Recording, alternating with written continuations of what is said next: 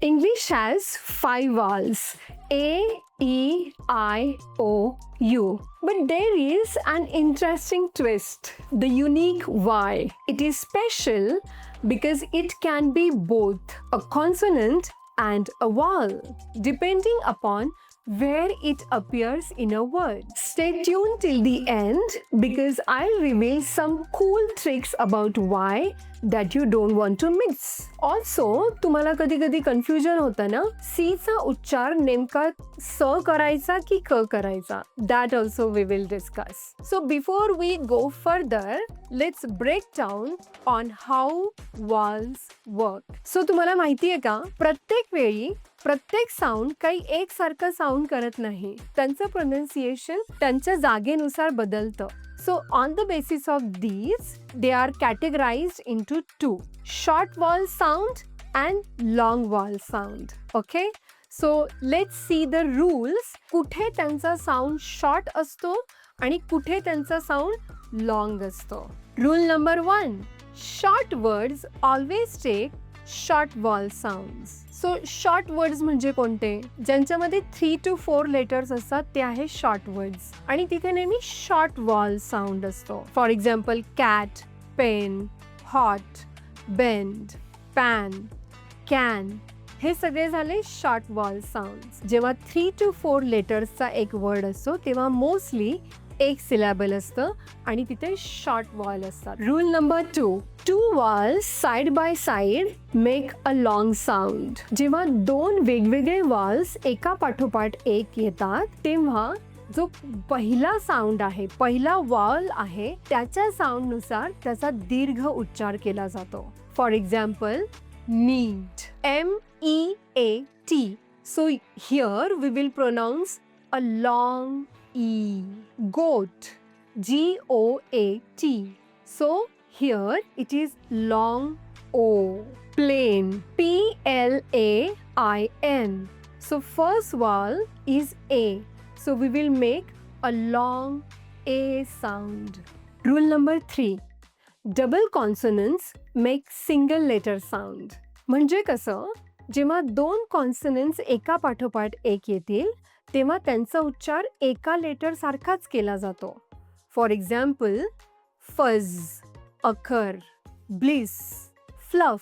इथे सगळीकडे double consonant आलाय पण त्याचा उच्चार मात्र आपण एकाच कॉन्सनंट सारखा केला. Rule number 4.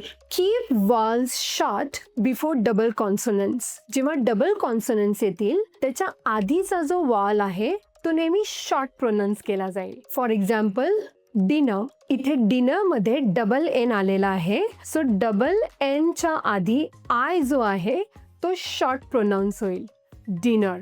आपण डिनर असं नाही म्हणत. Similarly, differ, shutter, manner, letter, winner. Okay, so या एक्झाम्पल्स मध्ये डबल कॉन्सोनंटच्या आधीचा जो वॉल आहे त्याचं प्रोनाउन्सिएशन शॉर्ट आहे. आता पुढे बघा, डायनर, DINER. इथे एन एकच आलेला आहे म्हणून त्याच्या आधीचा जो वॉल आहे तो आपण लॉंग प्रोनाउन्स करणार आहे, डायनर. आपण असं नाही म्हणत diner, it's diner. Rule number 5. If E is at the end it's silent. Plus जेव्हा कॉन्सोनंट प्लस E शेवटी येतं तेव्हा कॉन्सोनंटच्या आधीचा जो वॉल आहे तो नेहमी लॉंग प्रोनाउन्स होतो. For example, bite, mind, rope, ape. या सगळ्या कॉन्सोनंटच्या आधी जो वॉल आहे तो लॉंग प्रोनाउन्स झाला आहे कारण शेवटी E आहे.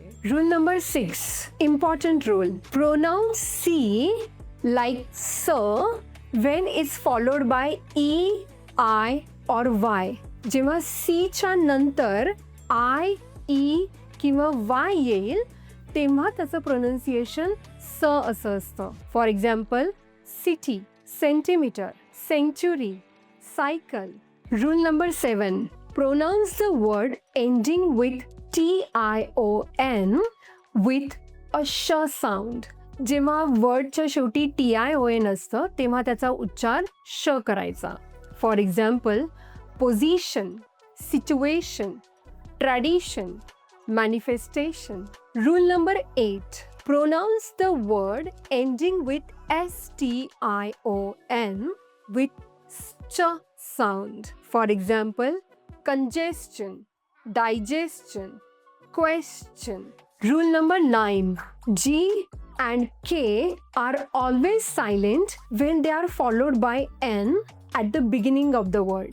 जेव्हा शब्दाच्या सुरुवातीला G किंवा K येत असेल आणि त्याच्या इमिजिएट नंतर N येत असेल तेव्हा G आणि K चा उच्चार करायचा नाही. For example, knee, knock, Nash.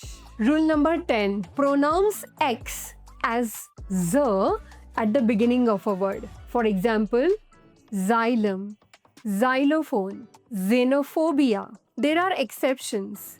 For example, X chromosome, X-ray. Rule number 11. Y as a consonant and a vowel. Y is a unique letter in English because it acts as a consonant and a vowel. When Y comes at the beginning of a word, it acts as a consonant. For example, you, beyond. Y sounds like a long E at the end of the word, especially in adverbs like slowly, quickly, and also in words ending with ity. For example, community, ability. Y sounds like I in one-syllable words. For example, try, fly, cry. It sounds like a short E sound when it comes in the middle of syllable.